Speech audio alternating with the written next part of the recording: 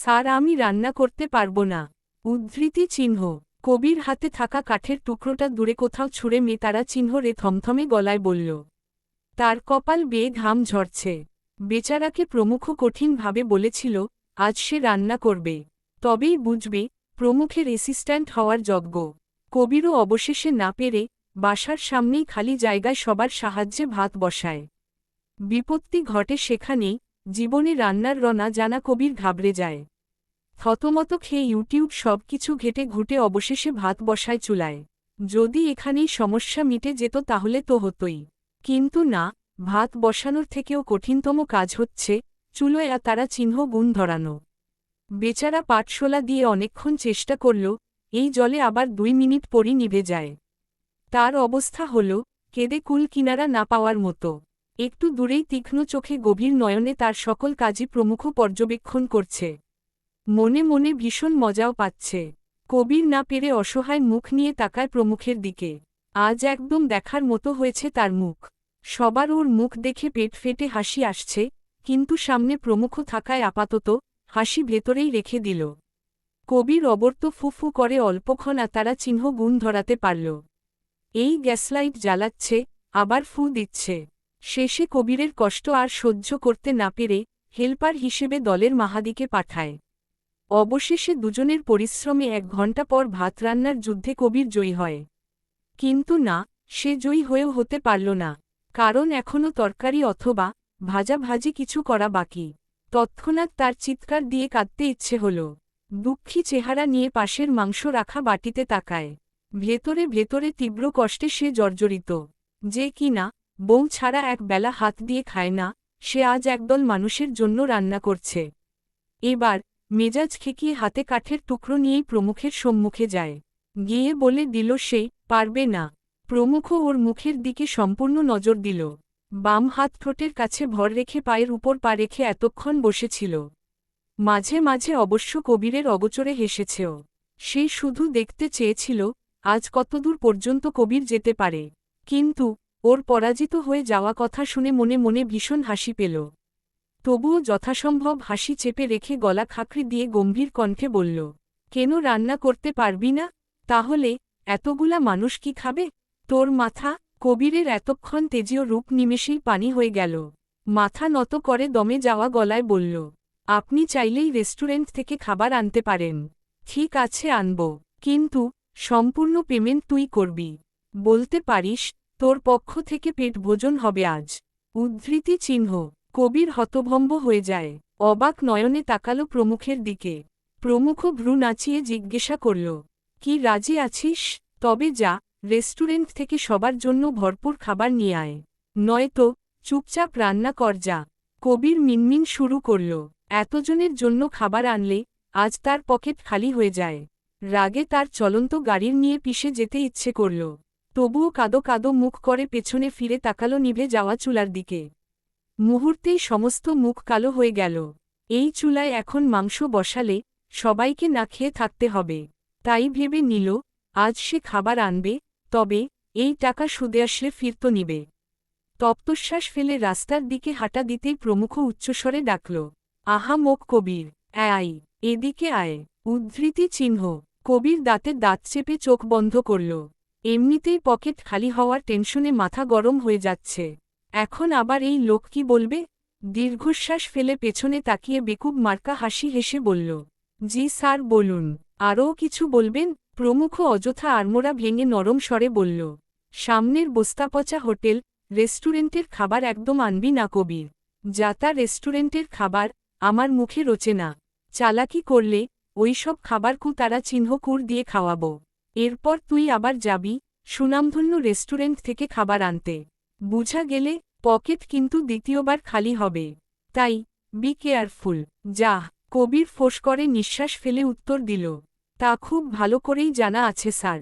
আপনি তো পারেনি কিভাবে আমাকে ফাঁসানো যায়। কি বললি কবির? প্রমুখের ধমকে কবির বিরক্তি সুরে বলল, কিছু না। উদ্ধৃতি চিহ্ন। দূর হো সামনে থেকে। হচ্ছি।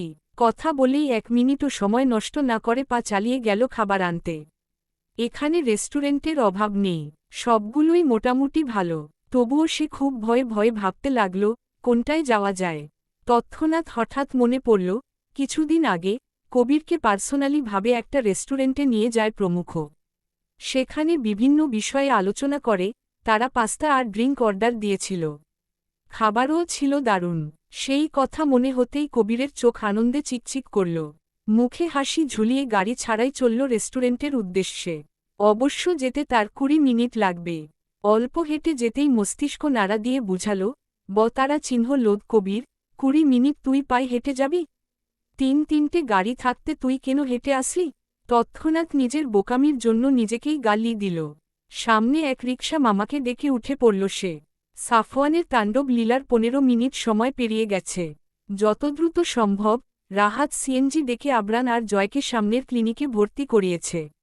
জয়ের সামান্য নাক দিয়ে রতারা চিহ্ন তো বের হয়েছে। হসপিটালে নিয়ে আসা মাত্রই ডক্টররা ব্যান্ডেজ করে দেয়। আবরানের অবস্থা তেমন ভালো নয়। মাথায় শক্ত চেয়ারের আঘাতে ফলে রতারা চিহ্ন তো ঝরেছে অনেক। তাকে ইমার্জেন্সি ওয়ার্ডে ভর্তি করিয়েছে ডক্টর। সায়রা আবরানকে ধরে হাউমাউ করে কেঁদেছে। তাদের হসপিটালে পৌঁছে দিলেও সে রেস্টুরেন্টেই অপেক্ষা করে থেকে গেছে পুলিশ আসার জন্য। সাফওয়ান আজকাল বেশি বার বেড়েছে, এর একটা বিহিত করতে হবে। তাই রুজি আর সে বসে রইল সেখানে। পেছনে তাকিয়ে একবার দেখল আজ সকালেই হইচই করে সম্পূর্ণ সাজিয়ে রাখা রুমটার কি বিবশ অবস্থা। বেলুনগুলো ফেটে নিচে পড়ে আছে, কেকটাও ছড়ানো ছিটানো। মুহূর্তেই দুহাতে মুখ ঢেকে কেঁদে উঠল। রোজি ম্যানেজারকে তাড়া দিয়ে বলল, কোথায় আপনাদের মালিক? সে এখনও আসছে না কেন? পুলিশের আসতে এতক্ষণ লাগে? ম্যানেজার ফোন করছে বারবার, তবুও ধরার নাম নিচ্ছে না। এক পর্যায়ে রোজিকে বুঝিয়ে কল করল শেষবারের মতো। শেষ মুহূর্তে রেস্টুরেন্টের মালিক কল ধরেই চেঁচিয়ে উঠে বলল, কি হয়েছে কি? দেখছ না কল ধরছি না? তবুও কেন কল করছ? জরুরি মিটিংয়ে আছি, রাখো। উদ্ধৃতি চিহ্ন। ম্যানেজার তড়িঘড়ি করে বলল, কিন্তু স্যার, আপনার না পুলিশ নিয়ে আসার কথা ছিল? হ্যাঁ তো, চাকরি ছাড়া হতে চাও? স্বয়ং এমপি আমাকে একটু আগে কল করেছিল, ভুলেও যাতে পুলিশ নিয়ে না যাই। তাহলে আমার ব্যবসা তিনি শেষ করে দেবেন। আমার একমাত্র অবলম্বন এই ব্যবসা। এখন সামান্য একটা উক্ত ঝামেলার জন্য ব্যবসা শেষ করে নিঃস্ব হব? এখন তুমিই বলো, এমপির উপর কথা বলতে পারি? তাছাড়া ক্ষতিপূরণ তিনি দিয়ে দিবে বলেছেন। কিন্তু স্যার, একটি মেয়েকেও জোর করে তুলে নিয়ে গেছে। তার বন্ধুরা এখনও অপেক্ষা করছে। এত শেয়ানাগিরি করতে হবে না তোমাকে। তাদের ধমকে তাড়িয়ে দাও, নয়তো ফেঁসে যাব। যা ইচ্ছে হোক, রেস্টুরেন্ট থেকে বের করো। ফোন রাখো। অমনি ফোন রেখে দিলেন। ম্যানেজার কান থেকে ফোন সরিয়ে সামনের গ্লাসের ভিতরে তাকালেন। মেয়ে দুটির মুখ কাঁদতে কাঁদতে শুকিয়ে গেছে, তার খুব মায়া হল। মালিককে বলতে ইচ্ছে হল, আপনার চাকরি আপনি করুন। এভাবে অন্যায় দেখেও যদি চুপ করে থাকেন তাহলে দেশ একদিন রসাতলে যাবে। শুধুমাত্র টাকা আছে বলেই তারা সবসময় পার পেয়ে যাবে? কিন্তু বলা হলো না, মনের কথা মনেই রইল। কারণ বাসায় তার বৃদ্ধ মা বাবা, ছোট ভাই আর 2 বোন। গরিবের ভরা সংসারের হাল একমাত্র তাকেই নিতে হচ্ছে। এ ছাড়া যে উপায় নেই, না খেয়ে থাকতে হবে। সে সায়রার সমানে গিয়ে থমথমে গলায় বলল, পুলিশ আসবে না, আপনারা বরং চলে যান। উদ্ধৃতি চিহ্ন। সায়রা চোখ মুখে হাজারো বিস্ময় নিয়ে তাকালো ম্যানেজারের দিকে। তার কর্ণদয় যে কথা পৌঁছাল, সেটা কি আসলেই সত্যি? সে তৎক্ষণাৎ উঠে উচ্চস্বরে বলল, কি আসবে না মানে? কেন আসবে না? এত বড় ঘটনা ঘটে গেল, তবুও পুলিশ আসবে না? এ কথা মানি না আমি। পুলিশকে আজ আসতেই হবে। রেস্টুরেন্টে তখন মানুষই ছিল না। ম্যানেজার হতাশ গলায় বলল, এ দেশে টাকার পাওয়ারেই মনের জোর বাড়ে, পুলিশকে না করে দিয়েছে এমপি সাহেব। তাই উনারা ফিরে গেছে। তাদের ইচ্ছে নেই অযথা ঝামেলা করার। সময়ের মূল্য আছে উনাদের কাছে। এবার তেতে উঠল সায়রা, রাগে গোজগোজ করতে করতে বলল, মানে এমপি পর্যন্ত খবর চলে গেছে? তবে বেশ, আমার মামাও পুলিশ। এবার আমি নিজে এই কেসের জন্য লড়ব। সিরাতকে অপহরণ করা আর নির্দোষ হয়েও আবরান, জয়কে আঘাত করা, এসবের শেষ দেখে ছাড়ব। উদ্ধৃতি চিহ্ন। কথা শেষেই রাগে হাত মুষ্টিবদ্ধ করল। তৎক্ষণাৎ কবির ভেতরে প্রবেশ করে, কোনো ভনিতা ছাড়াই ম্যানেজারকে বলল, ওয়েটার কোথায়? জলদি 15 প্যাকেট কাচ্চি বিরিয়ানি আর ঠান্ডা দিন। সায়রা চট করেই পেছনে ঘুরে তাকায়। কবিরকে এভাবে ভাবে দেখে ভরসা খুঁজে পায় সে। এই কথা কেন আগে মনে পড়ল না? কবিরই তো পারে প্রমুখকে খবর দিতে। আর একবার যদি তার কানে যায়, পৃথিবী তছনছ করেও সিরাতকে উদ্ধার করবে। এটুকু বিশ্বাস সায়রা পাচ্ছে। কেন জানি আজ ইচ্ছে করছে একবার বিশ্বাস করে দেখতে। মন বলছে প্রমুখের মনে সিরাতের জন্য ভালোবাসা হয়েছে, না হলে কেন একটি সাধারণ মেয়েকে বিয়ে করল, যার জন্য কিনা হাজার হাজার মেয়ে লাইন ধরে বসে আছে। নিশ্চয়ই ভালোবাসা আছে বলেই বিয়ে করেছে। সেই সময় নষ্ট করল না, কবিরের দিকে তাকিয়ে ভাবতে থাকল। এই একটা সুযোগ। কবিরের কথায় ম্যানেজার ফিরে গেল খাবারের জন্য। কবির কপাল কুঁচকে ঘুরে ঘুরে দেখতে লাগল। এ কি অবস্থা এখানকার? পরিপাটি রেস্টুরেন্টের এই হাল। মনে ভয় জেকে ধরল, যদি খাবার আজ ভালো না হয় তখন কি উপায়? সামনে দুটি মেয়েকে তার দিকে উৎসুক দৃষ্টিতে তাকিয়ে থাকতে দেখে গলা খাকড়ি দিয়ে বলল, এভাবে ড্যাব করে তাকিয়ে আছো কেন?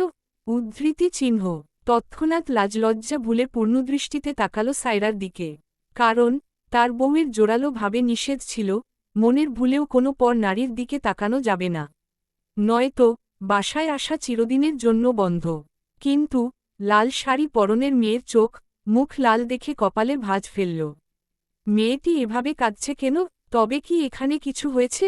সেই ভাবনার মাঝেই সায়রা হঠাৎ চিৎকার করে বলে উঠল, প্রমুখ স্যার কোথায়? আপনি কি জানেন? দ্রুত উনাকে খবর দিন। সিরাতকে কি তারা চিহ্ন ডন্যাপ করেছে সাফওয়ান? উদ্ধৃতি চিহ্ন। কবির হতবুদ্ধি হয়ে গেল। এ মেয়ে কি বলল? তাই সে বলল, কি তারা চিহ্ন ন্যাপ করেছে মানে? কাকে? সায়রা যেন বিশাল অন্ধকার রুমে এক টুকরো আশার আলো দেখতে পেল। সেই নিশ্চিত সিরাতের কথা শুনলে প্রমুখ বসে থাকবে না, তখন দুজনে মিলে উচিত শিক্ষা দিবে। সে কবিরের হাত ঝাঁকিয়ে উত্তেজিত হয়ে বলল, প্রমুখের বউ সিরাত আপনি জানেন না তাদের বিয়ের কথা? উদ্ধৃতি চিহ্ন। জানি, কিন্তু ভাবি এখানে আসবে কি করে? সে তো ভার্সিটিতে। কি আবল তাবল বকছেন? উদ্ধৃতি চিহ্ন। সায়ের কেঁদে সকাল থেকে ঘটে যাওয়া সব ঘটনা খুলে বলতেই কবির উচ্চস্বরে বলল, কি সিরাতকে কি তারা চিহ্ন ন্যাপ করেছে? আই মিন ভাবিকে? কার এত বড় সাহস স্যারের আমানতে হাত দেয়? কিছু করুন না প্লিজ, সিরাতকে বাঁচান। উদ্ধৃতি চিহ্ন। সায়রা হাত জোর করে কবিরকে বলেই চেয়ারে বসে কেঁদে উঠল। কবির সময় নষ্ট করল না, তৎক্ষণাৎ প্রমুখকে কল করল। প্রমুখ ফোন তুলে বলল, কিরে কবির, আর কতক্ষণ? নাকি পালিয়ে বাড়ি চলে গেছিস? স্যার, ভাবিকে জোর করে তুলে নিয়ে গেছে স্যার। আপনি জলদি হাবিব ভাইয়ের রেস্টুরেন্টে চলে আসুন। সময় নষ্ট করবেন না, বেশি সময় আমাদের হাতে নেই। প্রমুখ তৎক্ষণাৎ চেয়ার ছেড়ে উঠে দাঁড়ল। হুঙ্কার ছেড়ে বলল, কবির, সিরাতকে নিয়ে মজা করলে তারা চিহ্ন ন করে ফেলব তোকে। সত্যি বলছি, আপনি এসেই দেখুন। প্রমুখ তারা চিহ্ন তলাল করে রায়হানকে ডাকল। গাড়ি স্টার্ট দিতে বলতেই রায়হান মনে প্রশ্ন রেখেই গাড়ি বের করে। প্রমুখ সময় নষ্ট না করে উঠে বসল। রাগে তার সারা দেহ জ্বলছে। কবির তাকে মিথ্যা বলল, কিন্তু কেনই না বলবে? কে তুলে নিল সিরাতকে? সকালেই না সেজেগুজে ভার্সিটি গেল? তবে কি সিরাতের মনে অন্য পরিকল্পনা ছিল? না, এসব ভেবেই মেজাজ গরম হয়ে তার শরীর থেকেও ঘাম ঝরা শুরু করে। দুহাতে এক টানে গায়ের কোট খুলে ফেলল। রায়হানকে বলল, স্পিড বাড়া রায়হান, 2 মিনিটে পৌঁছা। উদ্ধৃতি চিহ্ন। রায়হান জি বলেই স্পিড বাড়িয়ে দিল। মিনিটের মধ্যেই তারা রেস্টুরেন্টের সামনে আসে। কবির তাদের দেখেই দৌড়ে এসে হাঁপাতে হাঁপাতে বলল, ওই সাফওয়ানকু তারা চিহ্ন তোত্তার বাচ্চা এখান থেকেই ভাবিকে তুলে নিয়েছে। উদ্ধৃতি চিহ্ন। সায়রা প্রমুখের সামনে এসে ফুপিয়ে উঠে বলল, বিশ্বাস করুন, আমরা জানতাম না ও এখানে আসবে। সিরাতকে আমি কেন যে আনতে গেলাম? ওর অবস্থার জন্য আমি দায়ী। প্রমুখ রাগে দাঁতে দাঁত চেপে বলল, কখন এসব হয়েছে? জানো কিছু? কোন অধিকারে আমাকে না জানিয়ে সিরাতকে নিয়ে এসেছ? সায়রা ভয়ে মাথা নাড়িয়ে কান্না নিবারণ করল।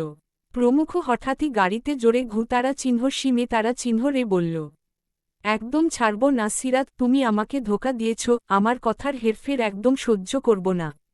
এর জন্য তোমাকে পস্তাতে হবে। একবার খুঁজে পাই, তারপর আমার এই রূপটাও দেখে নিবে। উদ্ধৃতি চিহ্ন। এরপর কবিরকে গাড়িতে উঠতে বলে সে উঠল। সায়রা আর রোজিও তখন নিশ্চিন্ত হয়ে হসপিটালের উদ্দেশ্যে বেরিয়ে পড়ে নিজেকে বুঝাল, প্রমুখ থাকলে সিরাতের কিচ্ছু হবে না। সে কখনো হতেই দিবে না। প্রমুখ থরথর করে কেঁপে ওঠা হাতে ফোন করল তার দলের সবাইকে। সিরাতের নিখোঁজ হওয়ার খবর শুনে তারা সবাই বেরিয়ে পড়ল গাড়ি নিয়ে। মাওনা থানার অফিসার অমত করতে প্রমুখ তাকে হুমকি দেয়, যদি সিরাতকে না পাওয়া যায় তবে সব লণ্ডভণ্ড করে ফেলবে, সে চাকরি আউট করে রাস্তায় বসাবে। এমপির খাওয়া নেই এখানে। তখনই ভয়ে পুলিশরাও বেরিয়ে পড়ল, কারণ তারা জানে প্রমুখ কখনো কারো কথা শুনে না। গাড়িতে অস্থির হয়ে হন্য হয়ে খুঁজতে লাগল সব জায়গায়। যদি সিরাতের মতো থাকে এই নিখোঁজ হওয়ায় তবে উচিত শিক্ষা দিবে। কবির ভয়ে ভয়ে সায়রার থেকে শোনা সকল ঘটনাই বিস্তারিত জানায়। প্রমুখের তখন আগের থেকে যাওয়ার আগ মাথা চাড়া দিয়ে উঠে। তার মানে সিরাতের দোষ নেই। মুহূর্তেই ফোঁসফোঁস করল। মাওনা শহর পুরোটাই ঘিরে ধরল প্রমুখের দল। অথচ তার আগেই সিরাতকে নিয়ে সাফওয়ান ঢাকা পাড়ি জমিয়েছে। বুদ্ধি ছিল বলেই বাঘের মুখ থেকে খাবার জোর করে ক্যারে এনেছে। লড়াই এবার হবে সমানে সমানে। সিরাত তার ছিল, সে আগে ভালোবেসেছে। অথচ ওই প্রমুখ মাঝখানে এসে এক প্রকার ছিনিয়ে নিয়েছে। এবার কোনোমতেই সিরাতকে যেতে দিবে না। তাই সে কোনো প্রকার রিস্ক নিতে চায়নি, কিন্তু মনেকু ডেকে জানান দিয়েছে এত সহজে সিরাতকে প্রমুখ ছাড়বে না। তাই সব দ্রুত সম্ভব গাড়ি নিয়ে গেল চট্টগ্রামের উদ্দেশ্যে। সেখানে বসে আজ রাতে প্ল্যান করবে পরবর্তীতে কি করা যায়। প্রমুখ আশেপাশের সকল রাস্তা দিয়েও যখন পেল না, তখন কণ্ঠে তীব্র ক্রুদ্ধ হয়ে বলল, সাফওয়ানের বাচ্চা, খুব বড় ভুল করলি আমার জিনিসে হাত দিয়ে। ট্রাস্ট মি, ওই হাত আমি গুলি করে ঝাঁঝরা করে দিব। তারা চিহ্ন তোত্তার বাচ্চা, এখনো তুই পিছু ছাড়িসনি সিরাতের। একদমে কথা বলেই একটু থামল। ঘন ঘন শ্বাস ফেলে উচ্চস্বরে বলল, সিরাতের কিছু হলে ছাড়ব না তোকে আর তোর 14 গোষ্ঠীকে। এ খেলায় শুধু তুই নয়, আমি প্রতিজ্ঞা করলাম তোর বংশকেও নির্বংশ করে ছাড়ব। তখন টের পাবি নিজের জিনিস হারালে কেমন লাগে। খুব দ্রুতই দেখা হবে। পৃথিবীর সর্বশেষ জায়গায় লুকিয়ে রাখলেও সিরাতকে আমি খুঁজে বের করব।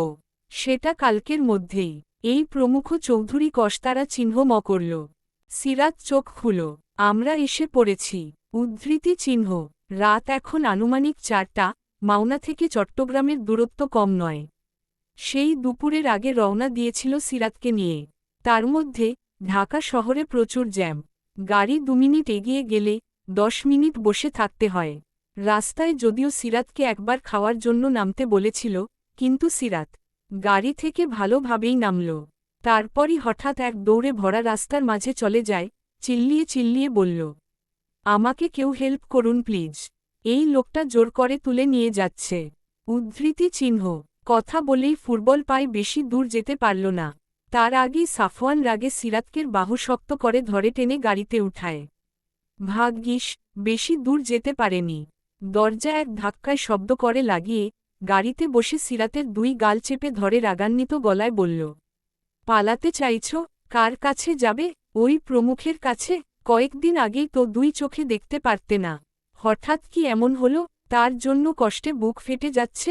আর আমি, যে সেই কলেজ লাইফ থেকে ভালোবাসল, তাকে শুধু অবহেলাই করে গেলে? ঠিক আছে, আমি দেখতে চাই প্রমুখ শুয়ে তারা চিহ্নের বাচ্চা কিভাবে তোমায় আমার থেকে ছিনিয়ে নিয়ে যায়। উদ্ধৃতি চিহ্ন। সিরাত চোখ খিচে হু হু করে কেঁদে উঠল। সাফওয়ান তারপর থেকে এক বসায় গাড়ি চালিয়েই যাচ্ছে। সিরাতের কর্মকাণ্ডে সে স্তব্ধ। কত সাহস, সুযোগ পেয়েই দৌড়ে পালাতে চায়।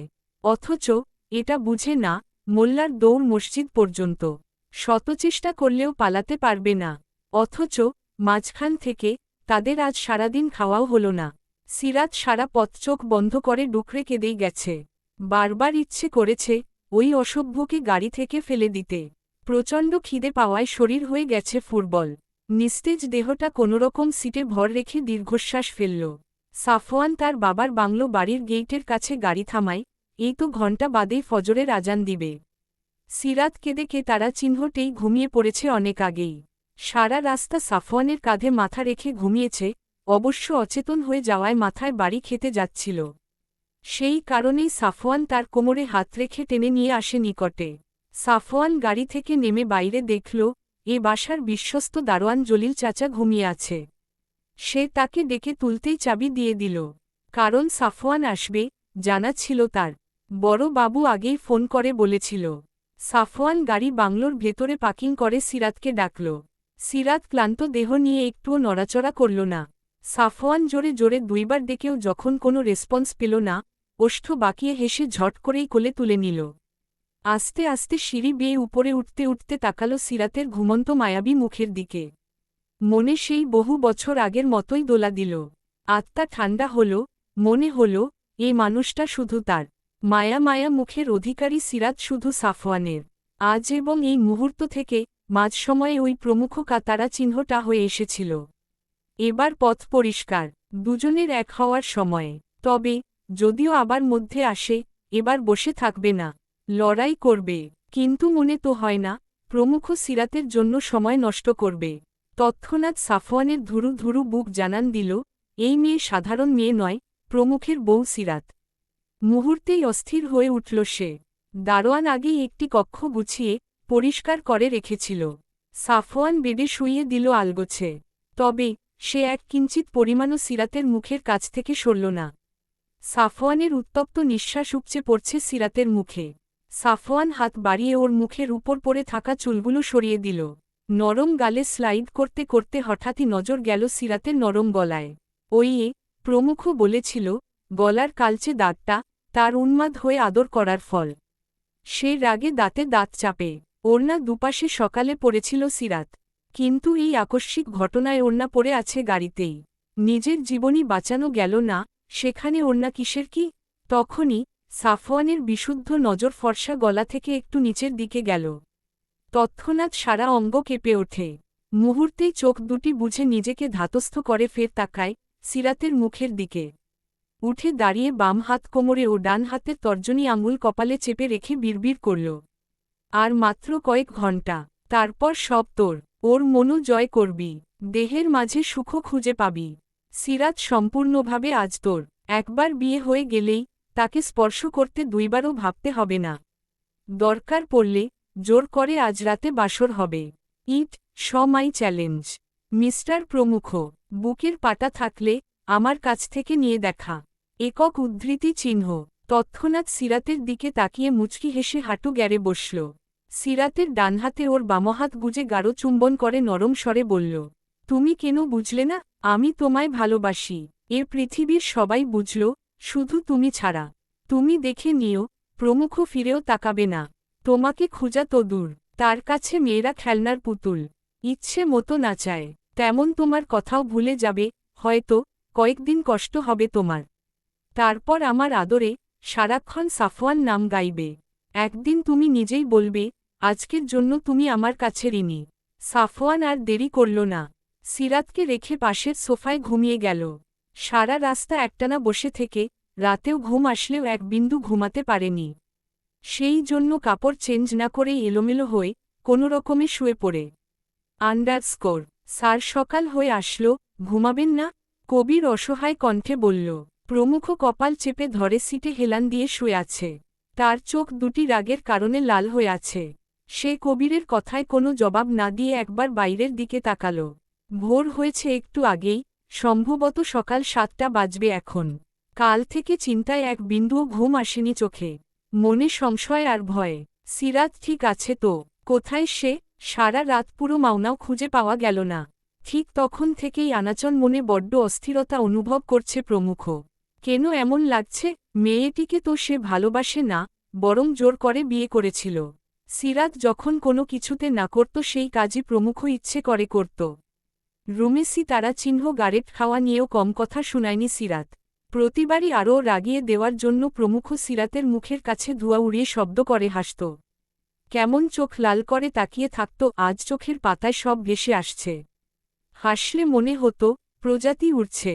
কি সুন্দর গোলাগাল মুখ, তাকালেই রেগে থাকা যায় না।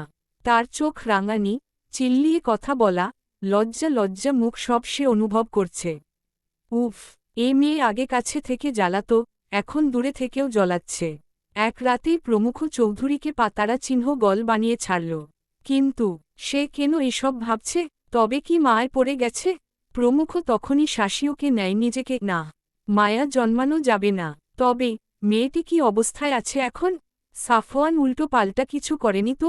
মুহূর্তেই দীর্ঘশ্বাস ফেলে মনে মনে বলল, কোথায় তুমি সিরাত? পাচ্ছি না কেন? কবির সারা রাত তার সাথেই গাড়িতে ছিল, সারাক্ষণ ড্রাইভিং করে কোমর ব্যথা হয়ে গেছে। সে কাচুমাচু করে বলল, সারা রাত জেগেছেন? আমরা তো চেষ্টা করছি স্যার। দেশের যে প্রান্তেই থাকুক, ভাবিকে পাওয়া যাবে, সব জায়গায় আপনার লোক ছড়িয়ে পড়ছে। প্রমুখ বড় করে নিঃশ্বাস ফেলে বলল, কবির আজ প্রথমবারের মতো আমার কেমন অস্থির লাগছে, মনে হচ্ছে শ্বাস প্রশ্বাস না নিতে পেরে রোগীরা যেমন ইনহেলারের জন্য মতারা চিহ্ন আর দশায় চলে যায়, ঠিক তেমনই হয়েছে আমার অবস্থা।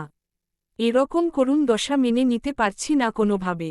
মনে হচ্ছে নিঃশ্বাস বন্ধ হয়ে যাচ্ছে, আর ইনহেলারের জন্য আমার সিরাতকে প্রয়োজন। নিজেকে ভালো রাখার জন্য হলেও তাকে বড্ড প্রয়োজন। তাকে পেলেই আমি সুস্থ হয়ে যাব। কবির মনে মনে অনেক কষ্ট পেল। সাফওয়ানকে গালি দিল শখ খানেক। সিরাতের জন্য প্রমুখ এমন অবস্থা আর দেখতে পারছে না। সে কাল থেকেই লোকটা এমন উল্টো পাল্টা কথা বলেই যাচ্ছে। কেউ ফোন করলেই বলছে, সিরাতকে আমার চাই, কালকের মধ্যে যত টাকা লাগে আমি দিব, তবুও ওর খোঁজ আমার লাগবে। আবার কখনো কবিরকে অসহায় কণ্ঠে বারবার বলেছে, কবির, সিরাত কি আর কখনো আমার কাছে আসবে না? না, তাকে ফিরতেই হবে, না হলে তারা চিহ্ন রে ফেলব। আমাকে ফেলে তুমি পালিয়ে যেতে পারো না সিরাত। কবির চুপ করে শুনেছে। কখনো এই মানুষটাকে ভেঙে পড়তে দেখেনি। আর বাচ্চামো, সে তো কশ্চিনকালেও নয়। আজ পদে পদে সে অবাক হচ্ছে প্রমুখের আচরণে। প্রমুখকে বুঝিয়ে বাইরের রেস্টুরেন্টে খাওয়ার জন্য নিয়ে গেল। প্রমুখ থুতনিতে হাত ভাঁজ করে টেবিলে ভর রেখে থমনে তারা চিহ্ন রে বসে আছে। কবির প্লেট বাড়িয়ে বলল, স্যার, পেটে খিদে থাকলে মাথাও কাজ করা অফ করে দেয়। আপনি প্লিজ খেয়ে নিন, তারপর আমরা অন্য জেলায় ঢুকব, অন্য প্ল্যান করব। উদ্ধৃতি চিহ্ন, সিরাত ঠিক আছে তো? ওর কি একটু আমার কথা মনে পড়ছে না? নাকি প্রাক্তন প্রেমিককে পেয়ে আমায় ভুলে গেছে? মুহূর্তেই রাগ তরতর করে বেড়ে গেল। সামনের টেবিলে সর্বোচ্চ শক্তি দিয়ে ঘুষি তারা চিহ্ন রে হুঙ্কার ছেড়ে বলল, না সিরাত, তুমি এমন নও। আমাকে এত সহজে ভুলতে পারো না। আমার দেওয়া কঠিন শাস্তি ভোগ করার জন্য হলেও তোমায় ফিরতে হবে। কবির দ্রুত উঠে প্রমুখকে আগলে ধরে বলল, অবশ্যই, প্লিজ সিন ক্রিয়েট করবেন না। এখানে অনেক মানুষ। শান্ত হয়ে বসুন, মাথা ঠান্ডা করুন। প্রমুখ বড় বড় শ্বাস ফেলে নিজেকে ধাতস্থ করে বলল, আমার কিচ্ছু ভালো লাগছে না কবির, তুই খা। আমার যেতে হবে সিরাতকে খুঁজতে। এভাবে চুপ করে কাপুরুষের মতো বসে থাকতে পারি না। আমার বউকে অন্য কেউ ছিনিয়ে দিবে, আর আমি আরামে বসে বসে ভাত গিলব। সিরাত আমায় ক্ষমা করবে, তখন আঙুল তুলে বলবে, আপনি একটা কাপুরুষ। তৎক্ষণাৎ কবিরকে ঠেলে নিজেকে ছাড়িয়ে হনহন করে বেরিয়ে গেল। কবির হতবিহ্বল হয়ে ঠাই দাঁড়িয়ে রইল। কি হলো এটা? স্যার কি শোকের কারণে পা গল হয়ে গেল? আহারে, পুরো বউ পা তারা চিহ্ন গল হয়ে গেছে। সে দ্রুত বিল মিটিয়ে স্যার, স্যার বলে দৌড়ে গাড়িতে উঠে প্রমুখ একের পর একজনকে কল করে বলল, কোনো খবর পেয়েছিস?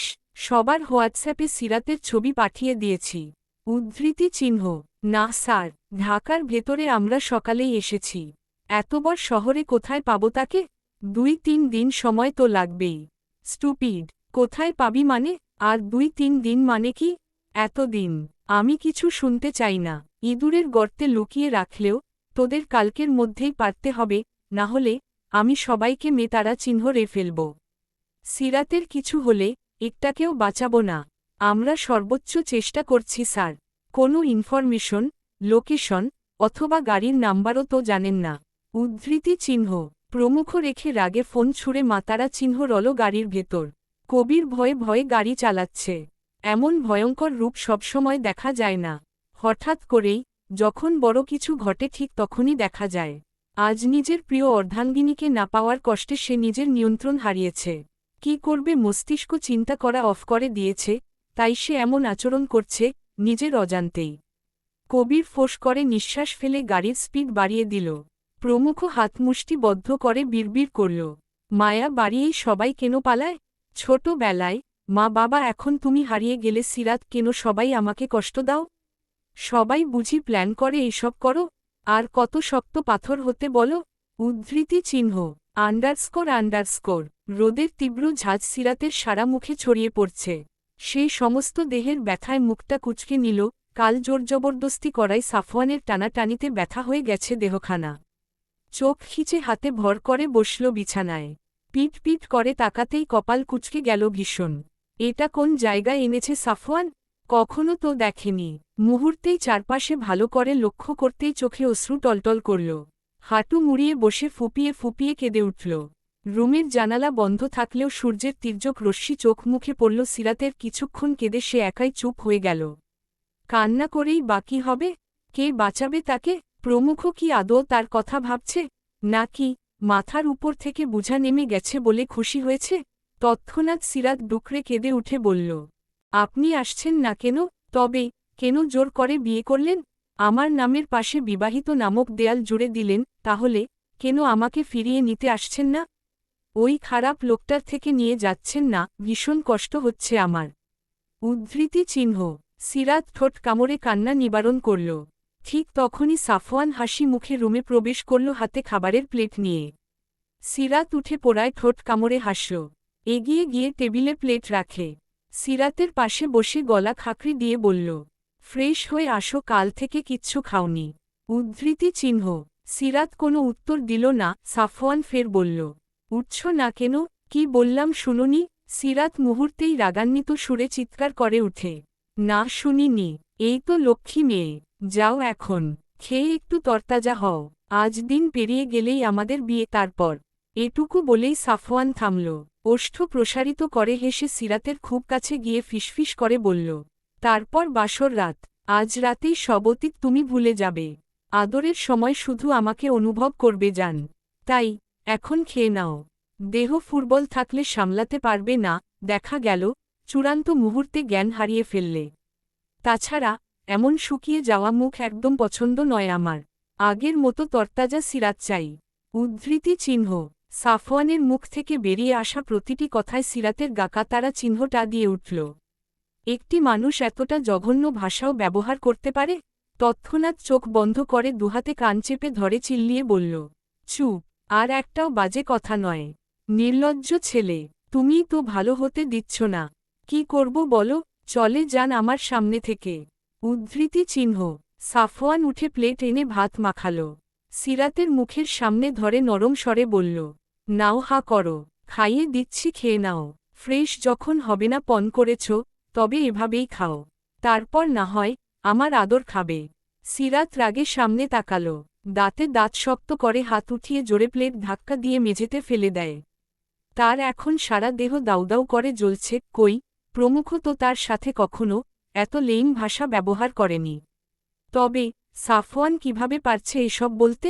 লাজ লজ্জা সব ধুইয়ে ফেলেছে। রাগে ঘন ঘন শ্বাস ফেলে চিৎকার করতেই সাফওয়ান পাশের টেবিল জোরে লাতারা চিহ্ন তথ্যি মাতারা চিহ্ন রল। কাচেরটি টেবিলটা নিমিষেই ভেঙে গেল। সিরাত স্তব্ধ, থম হয়ে চোখে বিস্ময় নিয়ে তাকিয়ে রইল। সাফওয়ান রাগে গোজগোজ করতে করতে ফ্লোর থেকে এক টুকরো কাচ চট করে হাতে নেয়। তৎক্ষণাৎ বিছানায় বসা সিরাতের সম্মুখে এসে খপ করে বাম হাতে সিরাতের দুই হাত মুঠোয় নিয়ে ডান হাতে কাচের টুকরোটা ওর গলা বরাবর ধরে হিসহিসিয়ে বলল, ভালো কথা কান যায় না? কতবার বললাম খেয়ে নিতে, কথা শুনলি না? তুই কল্পনাও করতে পারবি না আমি কি কি করতে পারি। রাগে মাথায় রতারা চিহ্ন তো উঠলে খুতারা চিহ্ন ন করে ফেলি। শুধু ভাগ্য ভালো তুই আমার ভালোবাসার মানুষ, এজন্য তোর সব পাক তারা চিহ্ন আমি চোখ বুঝে মেনে নিচ্ছি। নয়তো শেয়ানা গিরি একটানেই বন্ধ করে দিতাম।